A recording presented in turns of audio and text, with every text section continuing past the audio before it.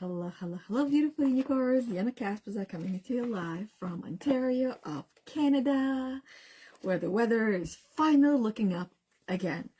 And as your spiritual awakening core energy coach, it has been my soul's purpose to help you, to help the women in this community of Heal the Unicorn, emotional healing and spiritual growth for women in the Facebook group, to get their shit together.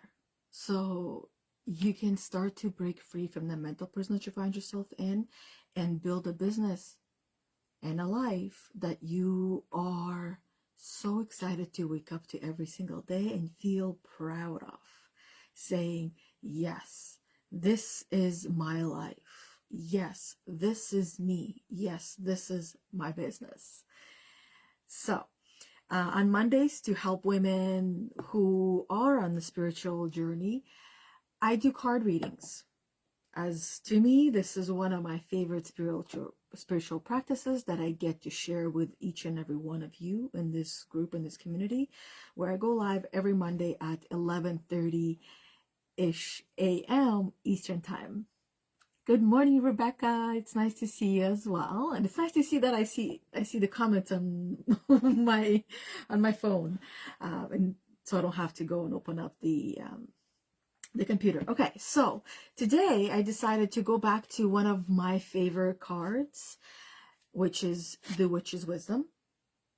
And they always have amazing wisdom for us. And today I'm just going to do one card, and I feel like they have been waiting to be read. So there's going to be something interesting for all of us that will help us on what's next.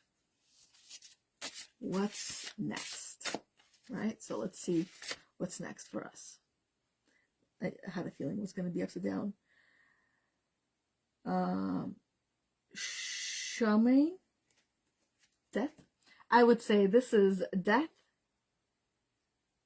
and rebirth through spirituality, through you growing yourself, elevating yourself, getting to that next level in your life or in your business, or whatever focus that you have right now currently that is the primary focus for you, whether it's to get your shit together in your life, in your personal life, when it comes to, let's say, one area of self-care, where you want to figure out what you want to do and how you want to do it with self-care, or maybe it is living a life of adventure and figuring out what that means and what that looks like to you, or maybe you want to figure out how to get your shit together with speaking your truth and being seen, heard, and not hold anything in, and everything that comes out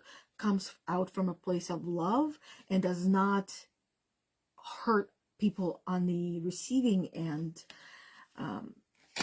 in ways that you didn't intend to. So, okay. Oh, interesting. The card that's on top is the same card as in the book. So this card right here is protection, magic circle. Or maybe you want to get your shit together when it comes to your spirituality, and figure out what spirituality means to you, what you want it to be, how you want to practice it, and just know all the ins and outs for you. Obviously, you're not going to know each and every single itty-bitty part of your future. Those are the things that you're going to figure out as you go as well, but for the majority, you will figure it out. Okay. Shaman. That's how you pronounce it, right? Shaman? Because it's not shaman, it's shaman. Okay, so let's go to shaman. S-A, here we go. I just saw it, which kind of looks like Halloweenish. Yeah, it has a Halloweenish vibe to it, doesn't it? Rebecca says, hope you had a nice weekend. I did, but it was too short. You know what? I felt the weekend was short too, and I'm glad you had a nice weekend. Feel free to share with me what you did that made it so nice. that made you feel like it was a really nice weekend? For me, the weekend was nice. It felt very short and it felt very busy. We got quite a few things done in the house.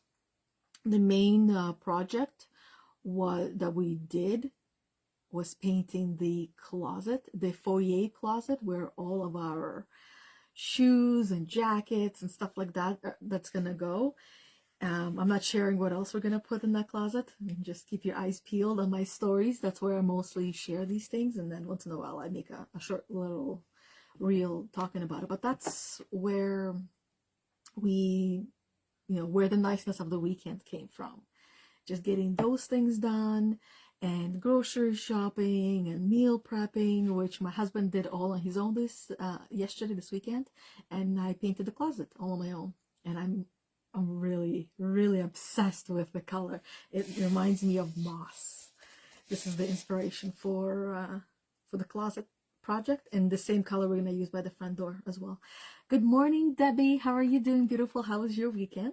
What was the nicest thing about your weekend that made you feel like this weekend was worthwhile? And for all of you who are watching on replay, even the silent watchers, this is where I invite you to just share one of the nicest things about your weekend that made it feel like it was worthwhile, that it was good, it was productive. Or maybe not even productive. Maybe you got to relax and rest and not do very much, and that is what you needed. Okay, so let's go to the death. The death card. Death never actually means death. I'm sure most of you know this, but those of you who don't know that yet, death usually does not mean actual death. It means more so a new beginning. Death is something old, and new beginning, new birth for the new. And also, in case you didn't know, every morning you wake up, you are reborn, and you are a brand new person, which means the previous version of you died. Not actually died, but it is no longer here. But the previous version of you is not the previous version, it's the previous version, because you need the previous version of yourself to bounce back to go back to your old ways, and then remember or recognize that, oh my God, I've gone back to my old ways, I don't even know when that happened, and you start franticking, going through all the ups and downs, start ruminating, and then you get to remind yourself, hey, this is not the end. Let me just do this again and again. And what do I mean by do this again? I mean, who you're trying to become, who you're working towards, you got to keep going back to that, go back to that. And then that line continues to move. Because once you get to that version of yourself that you always wanted to be, it elevates and becomes into something different, where you start to want to become someone a little bit different than the version that you thought you wanted to be. Make sense? Okay, I hope so. Rebecca says, it was a productive yet relaxing weekend at home, and I made sure that to take my family out for a nature walk. But the best part was that I had food prepared for the weekend, so I didn't have to spend too much time in the kitchen. I realized me having food prepped for the weekend helps so I can actually enjoy the weekend. That is awesome for so many different reasons and so many different ways, that you recognize what helps you to have or to feel that freedom on the weekend, and that is having the food ready and prepared, so that way you can do all the other things and activities that you want to do yourself and with your family, and then have the time for that as well, instead of I have to cook, I have to feed everyone, I have to take care of everyone, and then we're not going to have time for this and that. So it sounds like you're working towards your time story as well. Okay, let's get into the card. Through veil, whilst thin this very night, protection placed, no need to fright. Crone welcomes you and all you bring. Wisdom awaits. Now look within. This magic is worked with harm to none. So mote it be. There, it is done. Witch's wisdom. You have been avoiding death. Doy, who hasn't been avoiding death? And how many people actually look towards death? Not that many. None that I know of. Change is afoot, and you have been desperately clinging onto your old self, all of which you know too well, for fear of losing your identity. So you have been avoiding death, meaning that you, my friend, have been avoiding doing the inner work and distracting yourself with mundane things and keeping yourself busy so you didn't have to feel uncomfortable, and distracting yourself with things that are not as important as you doing the inner work. Because by you doing that inner work on yourself, for yourself, will have the ripple effect for the people in your life and for your future. So you have been avoiding death. You have been avoiding doing that inner work because you unconsciously know and remember what it feels like to grow and evolve and become a new version of yourself, because you have never taken the time to grieve the previous version of yourselves. You have never taken the time to, quote unquote, have a funeral for the previous version of yourself, to allow this new version of you to live and celebrate life. But that fear of death, fear of evolution, is very normal. It is something that has been put in all of us as a program as fear of unknown, and we have learned to fear it, fear our growth, fear our evolution, fear success, fear failure as well. But the reason why we fear failure is not the failure itself. It's who we will become when we are successful, when we overcome the failure and become someone different. That's what we fear. Some of you already recognize it on one level or another. Some of you might feel the fear of, I fear success. This is how I used to express it until I understood what it meant, as I just shared with you. I used to fear success, that I am terrified of who I will be when I am successful, and that I might lose everyone that I love and care about deeply, and I will be alone because I will become someone I don't want to become. Someone who is different than who I am. And this was during one of my coaching calls. Can you just imagine what happened after with my coach? She started asking me probing questions. She was also an iPad graduate coach, the coach training school that I went through. So we have similar understanding of how to shift a person. And through that process, I got to understand that I had the choice.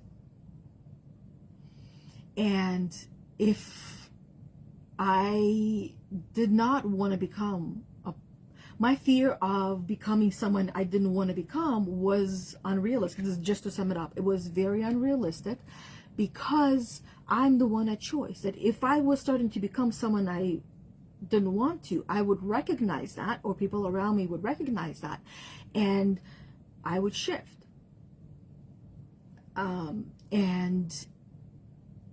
Rebecca, you said, I fear responsibility and pressure. That was one of the things that I also recognized as well. That sense of responsibility and the pressure to continue being successful and stay there. And when, through the questioning, I got to my realization was that I'm still a choice. If I don't want to do something, then I don't have to do it. I would have different avenues, or I can delegate, or I don't even have to do it at all. And the pressure that I would feel, it wouldn't feel the same way, because I would be a different person, and I would know exactly what I need to do and have all the tools to help me work through that internal feeling of pressure. Like, perfect example is the kettle that you put on the stove, and this is what I would describe as pressure, where you hear the kettle whistling, and through that little hole you see the steam coming out, and that's so much pressure in there. But me as a human being, how would I relieve that pressure? I would open the lid and I remove myself from that heat, which means walk away from whatever is causing me to feel pressure and look within. Open the lid, open that little snout, and let the pressure escape. And then Rebecca said, fear of being overwhelmed. Same concept, which also means do less that day, or take a break, don't do anything at all if you can, because we are each at choice, and we have a choice even when we don't feel like it. We do. It just means that if we don't feel like it, what can you do that will help you to feel like you are in control, that you have a choice, and do that thing that will help you to feel that way. Okay. Okay, so change is afoot, and you have been desperately clinging onto your old self, all of which you know too well, for fear of losing your identity. You must understand that to die to the old will escalate you to where you truly desire to be. Time to let go, to surrender, and accept that death is never final. Death is not the end, it is only the beginning. The wise words of a mummy from Mummy Returns, I believe it was. If you haven't watched it, it's a good movie to watch. It's an oldie but a goodie. That's what I like to say. It is simply a portal to rebirthing into the next and glorious stage of the cycle called life. So, if you're familiar with witchcraft, which is one of the original religions, and really the best way to describe what witchcraft is, it is just one with nature and everything.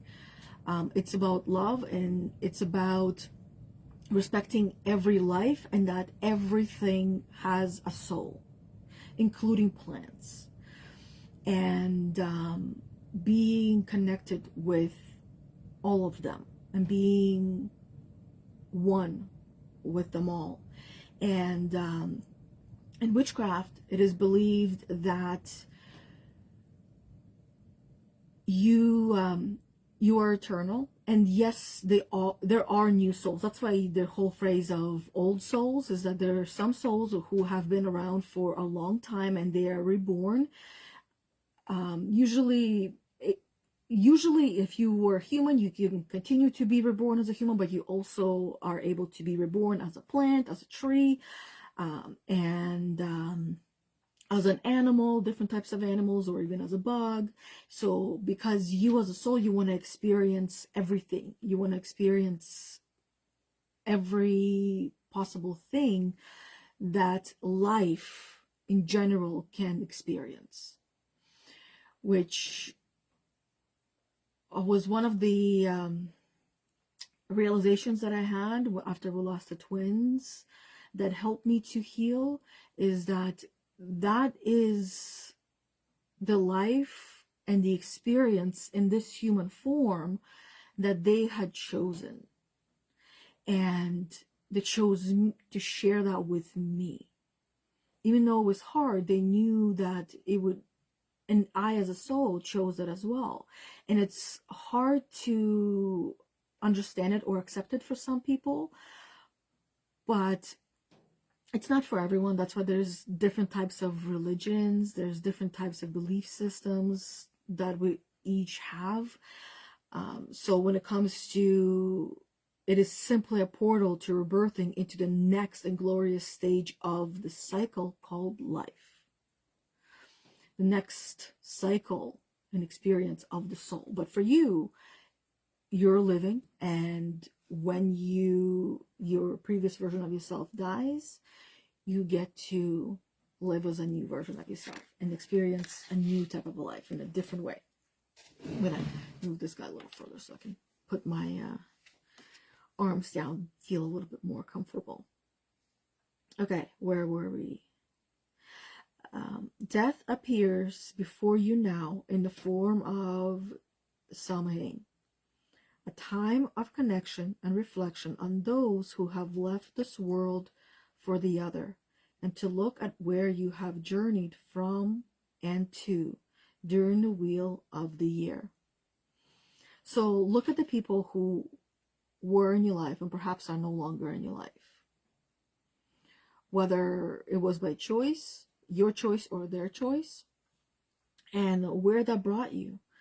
Look at your year, how much you have grown, how much you have evolved in just 1 year. And imagine what another year can do. And then what another year and another year and another year can do if you just stayed on course. But imagine what would happen and where you would be in a year from now if you chose a little bit of a different path with help and support to bring you to where you want to get to faster and quicker. You have those options, and you have many of those options in front of you. But the biggest obstacle is usually yourself, or the stories that you carry of not enoughness. The goddess in her triple form has become the crone, and you are invited to draw on her wisdom from deep within as she cradles you during the dark months to come. She will protect and guide you through this period of the dark night of the soul, and you will emerge wiser and more powerful than you could ever imagine. Just as I was saying, right here it talks about the goddess. The goddess is the helper. It is your guide.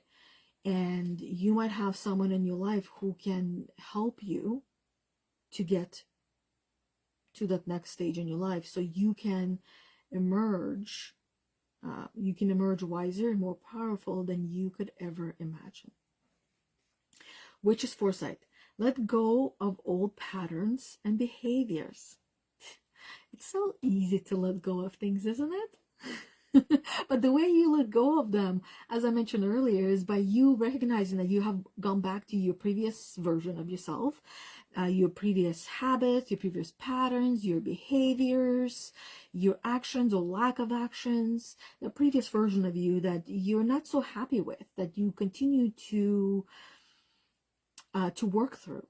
But as a reminder, the previous version of yourself, if you just pause and see where she is and who she is, I want you to really notice the things that the previous version of that previous version that is no longer there. The things that you have already worked on, the things that you have already overcome that are no longer part of you. Don't focus on the things that you still need to work on, because, yeah, I mean, think about them, but don't focus on them. Focus on your evolution, on where you have grown, what you have overcome, and the other things.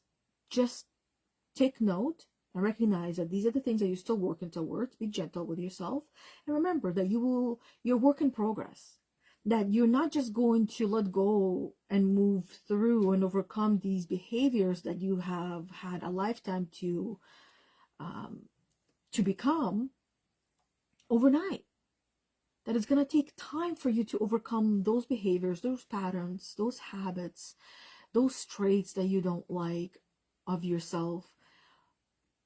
Little by little, you will get there. Take a risk. Fear is preventing your freedom. You know, the mental prison that I talk about, it's mostly fear that imprisons all of us. All of us experience that lockdown in our minds where we feel fear, but the difference is some don't stay there for very long, while others can stay there for weeks, for days, for weeks, or for months.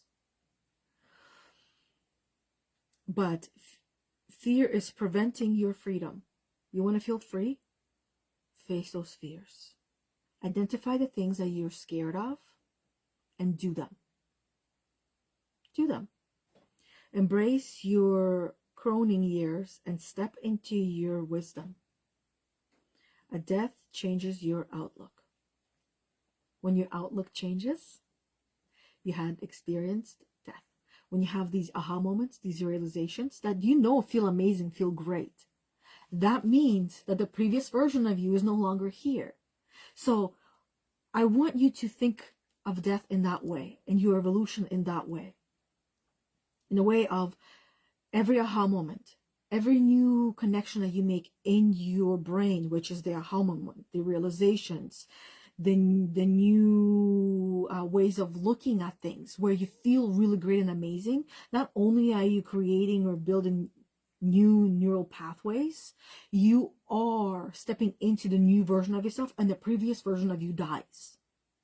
So that fear of death of the previous version, it feels scary because you haven't practiced letting go enough, and perhaps maybe it's looking at it in a different way. It's perception. Right? Perception is reality.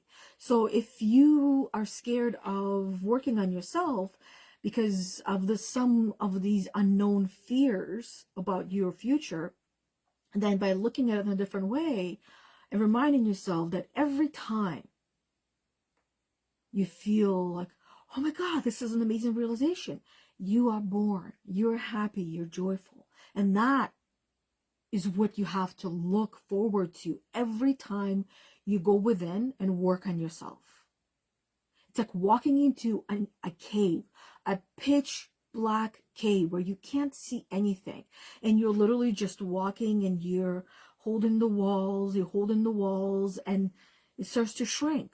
The path becomes very narrow to a point where you have to crawl through, and as you crawl through, now you have the ability to stand up, and it's still really dark, but all of a sudden you start to see a little bit of light, and you don't know where the light is coming from, but you just see the walls. You don't just feel them anymore. You see the walls, and you see the ceiling, and you see everything in that cave. And then the deeper you go into that cave, the brighter it becomes, the more you see. That's what it's like going within and working on yourself. Initially, it's scary, it's terrifying, because you don't know anything about this cave. For one, you don't know how deep it is. You don't know if it's going to lead you up or down. You don't know how narrow it is. You don't know if you will get through that cave, if you will be able to get through those really tight, uncomfortable places within yourself. But what you do know, because you have done this before, you have been there before many times, is that on the other side of fear is freedom, is you. You're the true, authentic you, and the life that you want to live, that you dream and desire of living. It's on the other side of fear. Everything you want is on the other side of fear. So make a bucket list. In the bucket list, or make a fear list. Fearless list? Make that one. Put everything that you're scared of. And some things, like for example, for me, I'm scared of skydiving, but also recognizing is how will this benefit me? What is the point or the purpose of me going skydiving? If I cannot see or think of any point, any reason, then I just don't need to do that. That's not for me, because there's other fears that I would much rather face. At one point, I had a fear of going outside for a walk with my dog in the winter because it was so cold, and I was just scared of the cold. I don't know how I got there. Because I used to really love the cold, but I don't know how I got there until I learned that I just got there because I started creating stories about the cold. So in recognizing that, I'm like, no, I really want to tackle this fear. I really want to face it and get out there and enjoy the cold and enjoy the winter, because it's short and it's fleeting. And how many winters do I have in a lifetime that I can enjoy? So I started getting out there. And the rest, as they say, is history. Okay. The last part, Samhain revealed, this festival of the dead is when we honor our ancestors. The veil between the world of the dead and the living is at its thinnest. We celebrate death as part of life as we journey into the dark night of the soul. This is the time to burn. Do a burn ceremony if you want to, if you feel like. In the cauldron of Ceridwen, our paper of regrets, embracing the dying of the old self and transforming into the next incarnation of the self in this life. And that's all she wrote. So, what are you taking away from today's reading? What is your biggest aha moment, or rebirthing moment, as we can call it? Okay, let me take a peekaboo at what was shared in the comments. Rebecca says, I think being a superwoman single mom took a toll on me. Oh, 100%. It would. It's a lot on you, just one you, with all the kids. I rose to the top and learned, where to go? And learned to my abilities, but rising so high caused me to fall hard and crash, and so perhaps I'm afraid of that too. It is, you've been through things in your life, and this is what that fear of unknown also is coming from our past experiences, from the experiences that we have gone through that created certain stories within us, and they are referred to as interpretations and assumptions. And also the voice of the gremlin as well, that voice that talks to us, the imposter voice that, you know, you did it before, you can't do it again, right? Because only once can you succeed, and this, you know, this is what you did, and then you fell on your ass, flat on your ass, and you couldn't get back up, so the same thing is going to happen again. That's an assumption right there, that we assume that we were super mom, have gone through so much, did it all, and we're amazing at it, that one, we can't do it again. Two, if we do it, the same thing is going to happen. So why bother? Why try? Because it hurt so much when it happened the first time, and I don't want to go through that pain. So this is very normal to go through life avoiding all of those things that seem and feel and sound familiar, leading you back on the path of super mom, superhuman, superwoman. And I personally can relate as well to this one. I feel like every woman in this community can relate to being in the place in her life where she's going and going and going, and everything feels great, and she is able to, it just makes me think of, it's almost like I'm picturing a wooden board with a bunch of nails in it, like many nails. And then she's like hitting each and every nail, and she's like, yeah, I got this. This is great. This is great. And at some point she starts missing these nails, and she starts hitting the wood and not able to get the nail, and needs to keep hitting that same nail to get it in.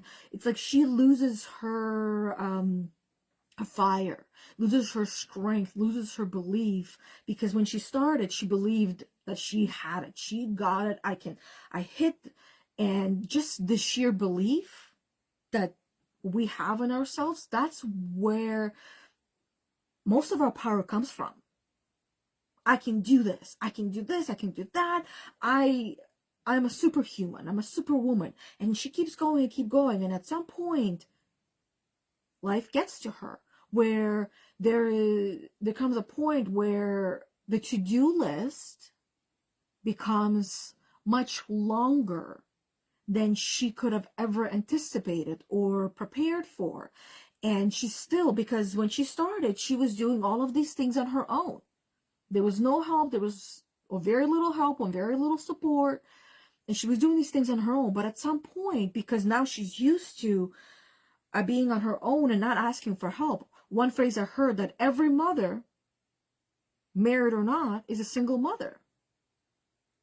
And the father is usually someone who is more like a babysitter. So, and then when I heard, I'm like, oh, that's an interesting way of thinking about it and looking at it. Quite possibly quite true. So you're used to doing all these things and going and going and going and getting these things done and not asking for help because you're superhuman, that you never learned how to delegate. You never learned how to ask for help and say yes to help. But you did learn how to, when help was being offered, how to reject the help in a very nice and loving way, and letting them know thank you and appreciate it, and using that as fire. But it's such a small fire that it's almost like a match that it burns out really quickly, instead of just now taking this opportunity to learn how to ask for help and how to accept help and say, yes, please, I would truly appreciate your help. And delegate from a place of love. And that does not mean you need to elaborate and explain and beg. Here's what I would like you to do. When do you think you'll be able to get that done? It's almost like an employee. How would you delegate things to an employee? The one that you know is more than capable of doing everything and anything that you give them to do. That's how you want to delegate. Not tell them exactly, right? Do this, and this is what I want it done. But this is what I would like you to do. If you need any help, come to me, talk to me. I'll help you. And then Rebecca says, fear of disappointing myself, letting myself down. Very, very, very normal. As we were just talking about this, your experience of you were up on top and then you fell down from the clouds, and then now you're trying to find your way back there. But there's a lot of experiences, a lot of assumptions, interpretations that are holding you hostage within your mental prison through the voices of the imposter, which is AKA the gremlin. And its job is to keep you safe, because the gremlin's voice, the gremlin loves you so much, and everything that it says to you, that imposter that it says to you, it doesn't want you to get hurt. Its job is to keep you safe and protected from any perceived threat. And now we don't have saber-toothed tigers. Now any perceived threat might be simply going live online, and where you feel like there's a lot of saber-toothed tigers that will attack you and eat you alive. But when you start questioning the reality of this reality, it won't feel so real. Part of it will, but the other parts won't. And you won't get to the depth of this fear on one go. It takes time to get to the root and heal each and every root of even fear of fulfillment. Because what you were also describing, Rebecca, is you living life feeling fulfilled, and then you dropped from there, and now fulfillment is not there anymore, because the things that also another reason why we start stop hammering those nails is because the same thing over and over and over again gets exhausting and gets annoying and frustrating, where we no longer want to be doing this hammering anymore. We want to do something different. Maybe you need to change the tool, and instead of using a hammer, use a power tool. And you want to drill those suckers right in there. Or perhaps you want to move an entirely different direction and do something different. Life, this is what adventure is. You figuring out what you want to do and how you want to do it with life and at life, and do it. You don't enjoy the process? Change the process. You don't enjoy this experience? Change the experience. Yes, it sounds like it's an easy thing to do, and partially it is, but initially it's not, because it takes some digging to figure out what that means to you.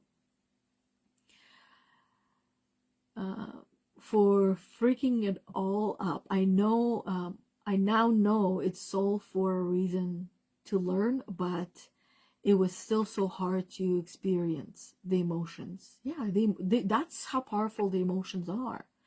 You know, just because you know that it was all good and it was all for a reason, those emotions are at the core of your programming. And that is where subconsciously you find yourself feeling stuck, feeling paralyzed, or finding yourself procrastinating or avoiding or self-sabotaging because of those experiences that you have gone through. You might not remember every single thing, but you remember how you felt, those emotions. That's how powerful they are, that now you can, when it comes to you taking the next step, you might find yourself freezing, or you might find yourself running away and hiding, or you might find yourself fighting, right? Or just moving forward. It depends on the tools that you're using to help you work through your blocks as well, and also understanding your blocks. That's important as well. Rebecca says, like in my 20s, I loved river rafting in level 2 and 4 rapids. Now I won't even go on a rapid. I just go on pom pong instead. See? And that's the other thing. Maybe in your 20s, when we're younger, we experience fear differently. We really do. Like, we don't feel fear and understand fear in the way that we do now. And it changes after the age of 27, 28 for all humans, where we just, so almost like you walk through the door and now fear is felt differently. This is where anxiety starts to come through, and depression as well, and the panic attacks, and then feeling the fear itself. And it's almost like it's a different world that we all step into. And what we were capable of doing or we wanted to do in our 20s, and what we feared in our 20s, is different than what it is in our 30s, 40s, 50s, 60s, 70s, 80s, and 90s. It changes as we do. And then Debbie says, transition to higher level while shedding old self. Yeah, I love that. Life has always brought me to face my fears and challenges.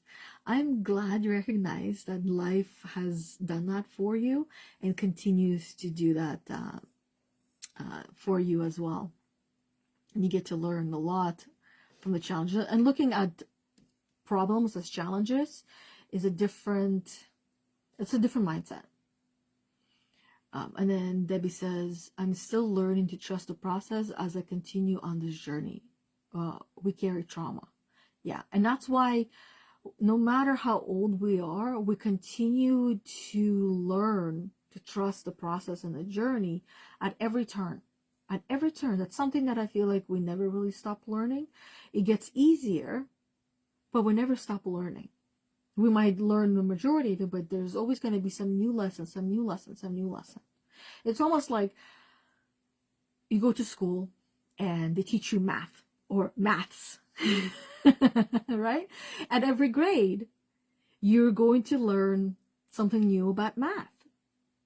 And if you continue after you're done high school, you can go to university or college and learn more math there in a different way or a different direction. You get to learn more and more and more and more.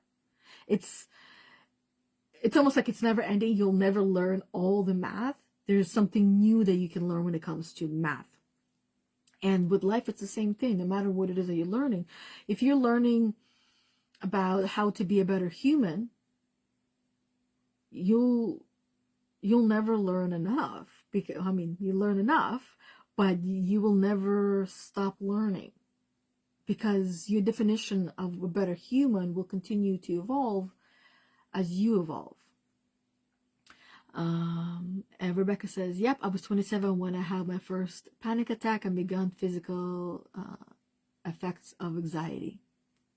See, there you go.